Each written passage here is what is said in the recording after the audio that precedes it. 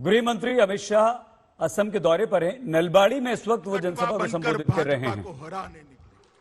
आसाम की जनता जो भेष बदलकर कांग्रेस को मदद करने के लिए बाहर निकले हैं, उनको जान ले, उनके मन में असम का हित नहीं है। उनके मन में कांग्रेस का रास्ता प्रशस्त करना है। मगर मैं उन सबको बताना चाहता हूं कि आसाम और आसाम की जनता अब विकास के रास्ते पर आगे चल चुकी है। 5 साल में मोदी जी ने बोडोलैंड की समस्या को समाप्त किया, ब्रू रियांग समझौता किया, 800 से ज्यादा हथियारी लोग अलग अलग 8 ग्रुपों के हमारे मुख्यमंत्री जी के नेतृत्व में, हेमंत विश्व शर्मा के नेतृत्व में हथियार डालकर मुख्य धारा में समाहित हो गए। अब आसाम को शांति चाहिए, आसाम को विकास चाहिए, आसाम को आगे बढ़ाने वाला एक रास्ता चाहिए, और वो केवल और केवल भारतीय जनता पार्टी की सरकार दे रही है। मित्रों, आसाम का गौरव है गेंडा। काजीरंगा जंगलों के अंदर एक घुसपैठियों ने अड़ाया था, गैंडों का शिकार करते थे, सैकड़ों की संख्या में गैंडे मारे गए, कोई कुछ नहीं बोलता था। आसाम के मुख्यमंत्री सर्बानंद सोनोवाल ने काजीरंगा के अंदर से घुसपैठियों का सफाया कर दिया। आज गैंडा सुरक्षित है।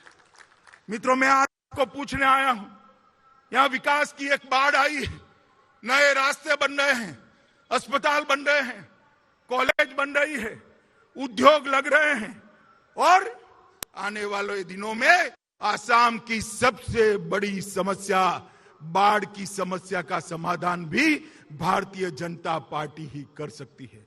मैं आपको अपील करना चाहता हूं मित्रों कि एक और 5 साल भारतीय जनता पार्टी को दे दीजिए, हम आसाम को गोली मुक्त कराए, आसाम को आंदोलन मुक्त कराए हैं, हम आसाम को बाढ़ मुक्त भी कराने का काम ये भारतीय जनता पार्टी की सरकार करेगी। मित्रों, पिछले 4 वर्ष के दौरान 20,000 किलोमीटर से अधिक रोडों का निर्माण किया। रिफाइनरी के लिए सड़कों पर उतरना पड़ता था। सरायघाट पुल के लिए आसाम को 30 साल लंबा इंतजार करना पड़ा। मगर अब क्षेत्र में अंतर्राष्ट्रीय स्तर के अनेक काम हो रहे हैं। ब्रह्मपुत्र नदी पर 6 पुल बनाए हैं। तेल क्षेत्रों के विकास के लिए भारत सरकार ने 46,000 करोड़ रुपया दिया है। गुवाहाटी हवाई अड्डे का नया टर्मिनल बन रहा है। जोरहाट में नेशनल इंस्टीट्यूट ऑफ डिजाइन आ रही है। टिहू में फूड पार्क आ रहा है। जोगीघोपा में मल्टी मॉडल लॉजिस्टिक पार्क बन रहा है। गोगामुख में भारतीय कृषि अनुसंधान प्रतिष्ठान केंद्र बन रहा है। कल ही प्रधानमंत्री जी ने जेरंगा पठार में 1,06,000 लोगों को जमीन का पट्टा देकर भूमि का मालिक बनाने का काम नरेंद्र मोदी सरकार ने किया। गैस की रॉयल्टी के 8,000 करोड़ रुपया, सरदार मनमोहन सिंह यहीं से प्रधानमंत्री थे, नहीं आता था। 2014 में अपने मोदी जी को प्रधानमंत्री बनाया, 15 में 8,000 करोड़ रुपया आसाम का आ गया।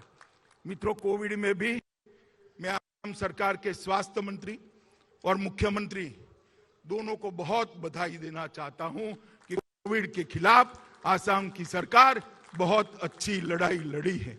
मित्रों, आसाम सरकार इस प्रकार से कोविड का यहां पर प्रबंधन किया, इससे अनेक लोगों की जान बची और मृत्यु का दर 0.47% रह गया और 98% लोग आगे निकले हैं।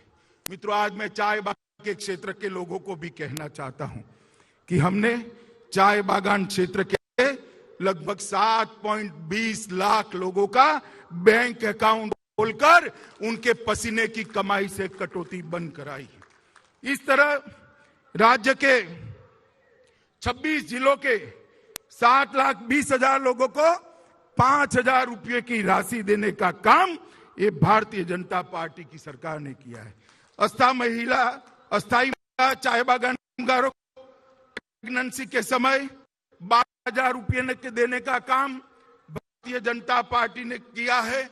और इसके साथ साथ हम आने वाले दिनों में उचित शिक्षा की व्यवस्था करने वाले हैं, उनके निवास का प्रबंधन करने वाले हैं और उनके स्वास्थ्य का भी प्रबंधन करने वाले हैं। कांग्रेस पार्टी आज उनके वेतन के लिए आंदोलन करी है। मैं कांग्रेस वालों को कहना चाहता हूं, मगर के आंसू मत बहाइए भैया, मत बहाइए। आपके शासन में ये बेचारे उजड़े हुए। आज भारतीय जनता पार्टी की सरकार उचित समय पर आपके वेतन का भी निर्धारण करने का वादा करती है और हम इसको आगे बढ़ाने वाले। मित्रों, आज मैं जब यहां आया हूं तब कांग्रेस सरकार को पूछना चाहता हूं, कांग्रेस के नेताओं और बदरुद्दीन अजमल को पूछना चाहता हूं, 10 साल 15 साल तक यहां सरकार रही, आपने काम के लिए क्या किया? 13वें वित्त आयोग में सरदार मनमोहन सिंह की सरकार थी, 79,000 करोड़ रुपया दिया, सिर्फ 79,000 करोड़ रुपया दिया।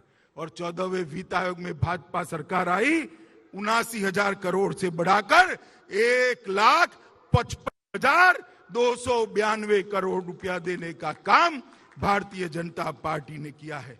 और मित्रों, मोदी जी ने 40 बार से ज्यादा बार आकर नॉर्थ ईस्ट कर समग्र नॉर्थ ईस्ट क्षेत्र के विकास के लिए आगे बढ़ाने का काम किया है और अनेक गुना बजट में वृद्धि की है, शांति की स्थापना की है और पूरा पूर्वोत्तर विकास के रास्ते पर चल पड़ा है।